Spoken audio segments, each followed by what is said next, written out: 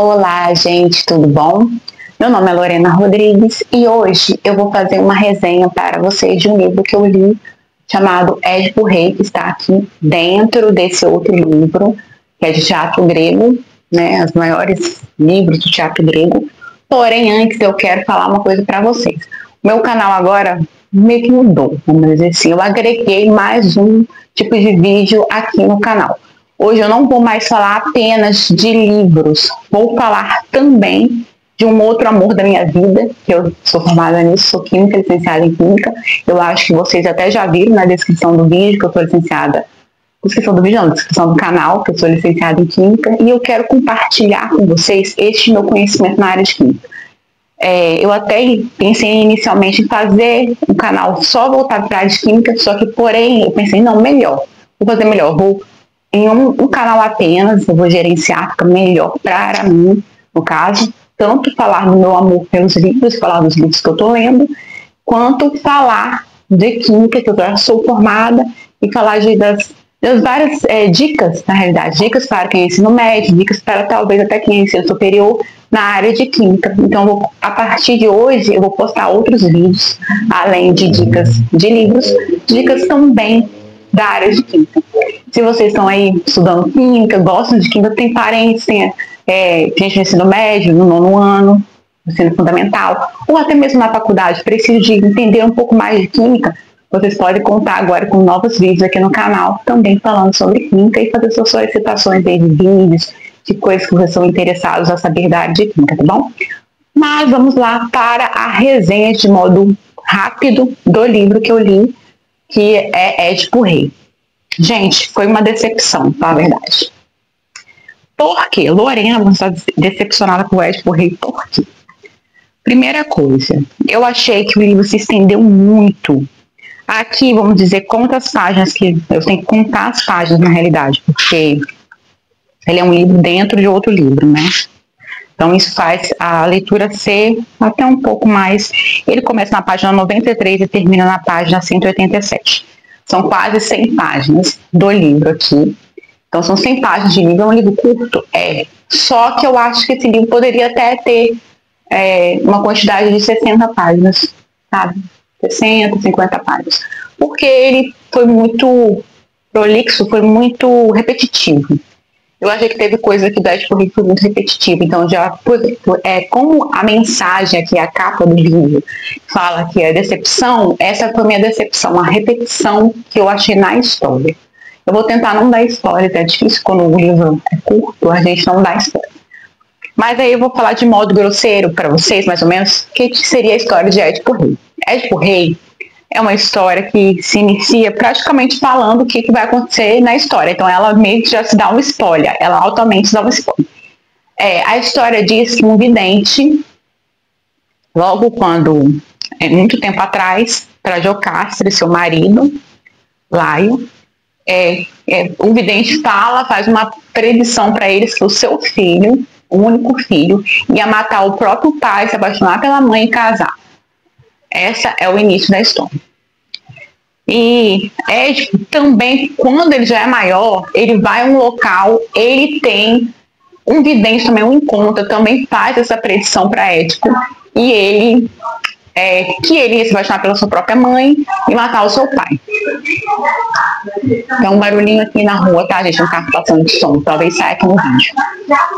Então, Édipo, quando ele fica sabendo que ele poderia matar o próprio pai e casar com a própria mãe, ele prefere se afastar, ir embora, porque ele não queria isso. O pai dele já era idoso, o pai dele era uma pessoa que cuidou tanto bem dele, e ele não queria matar o seu próprio pai, e piorou casar com a sua própria mãe, ele achava isso um absurdo. Aí, o que ele faz? Ele vai embora do local. Só que, eu vou falar um spoiler, não tem jeito. Só que acontece, a história vai se passando, ele vai até a cidade de Tebas. Chegando em Tebas, ele mata uma esfinge que olhava para as pessoas e matava várias pessoas, e ele consegue se livrar dessa esfinge. As pessoas acham que ele é um herói, e como o rei Laio tinha morrido, eles vão lá e pedem, eles totalmente falam, o novo rei deve ser Édipo, porque Édipo nos salvou. Édipo conseguiu tirar esse domínio da esfinge. Aí Édipo vira rei. Em contrapartida, a esposa do Laio, ela continua ali livre, não tem filhos, e Édipo se apaixona por ela e casa com ela, que é a Jocasta. Só que, passando o tempo, a cidade começa a ter uma peste, uma doença que se espalha por várias pessoas, e essa doença começa a afligir muito a população. E a população vai até o rei, acha que isso é alguma praga, alguma coisa ruim que aconteceu, que eles estão pagando por alguma coisa. E vai até Édipo. Édipo, em contrapartida, fala: não é possível que tenha alguma coisa errada, que eu fiz alguma coisa errada, ou que essa cidade alguém fez alguma coisa errada. Porém, ele chama o oráculo, chama um vidente. E um vidente vai até lá e fala para ele que quem é o culpado é quem matou o rei. Que Apolo, que era o deus que eles adoravam, está revoltado. Então essa praga, essa doença está vindo lá, está afligindo a cidade por causa disso. Só que ele fala: meu Deus, mas quem matou o rei? Vamos descobrir. Eu quero descobrir quem matou o rei, porque descobrindo quem matou o rei, eu vou exilá-lo, vou tirá-lo da cidade, porque ele deve estar aqui no domínio da cidade, então por isso está acontecendo isso. E ele fez essa promessa para a população. Então ele ficou em busca disso daí, em busca de descobrir quem matou o rei. Só que aí, vocês vão ver no decorrer da história, tudo que vai acontecendo, ele vai descobrindo até quem matou o rei. Ele suspeita de Creonte, que é o irmão da esposa dele, que depois do rei, praticamente o Creonte, o irmão da esposa dele, é a pessoa mais importante do reino, aí de Tebas. Só que ele tinha dado esse poder a Creonte, e ele era o melhor amigo dele. E ele não entende o que acontece, por que está acontecendo isso com ele. Por finalização, ele vai em busca dessa questão aí da história inteira. E a história vai se atropelando, eu digo que vai se repetindo, porque ele vai querendo saber a parte total que fala: você matou o rei. E ele fala: como eu não matei o rei? O vidente fala que ele que matou. E ele fica estagnado, assim, perplexo, porque ele não acredita que ele matou o rei, porque ele fala: eu não matei o rei, nem conhecia ele. Eu cheguei aqui, aconteceu isso, como eu matei o rei?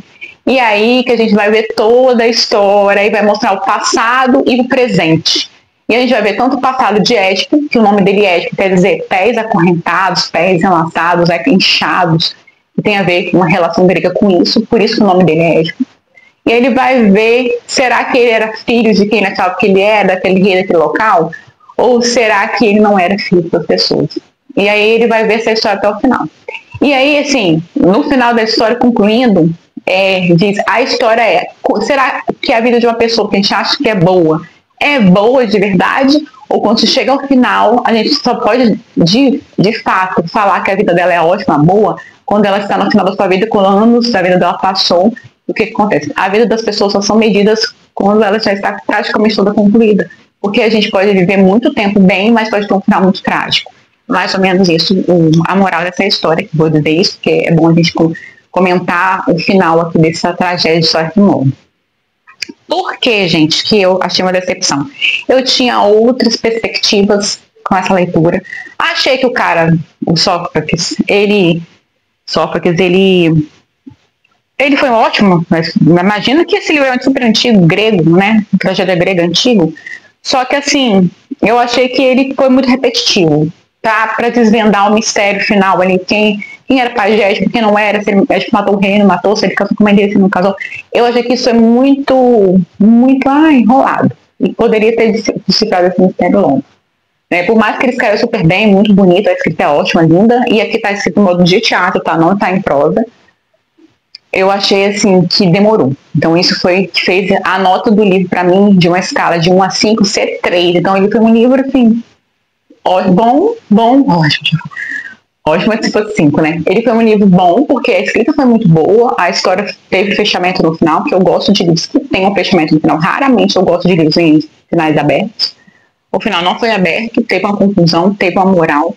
Só que, assim, eu não gostei tanto do desenvolvimento da história, né? E eu digo para vocês, assim, para mim foi uma decepção. Se vocês forem com muita expectativa, igual eu, não vão com uma expectativa se vocês forem fazer a leitura. Vão baixa expectativa, por mais que Sófocles seja muito famoso, digam que é um dos maiores escritores aí de teatros gregos, talvez vocês não vão encontrar tudo que vocês esperavam na história. Pelo menos eu não encontrei. Então essa é a minha opinião.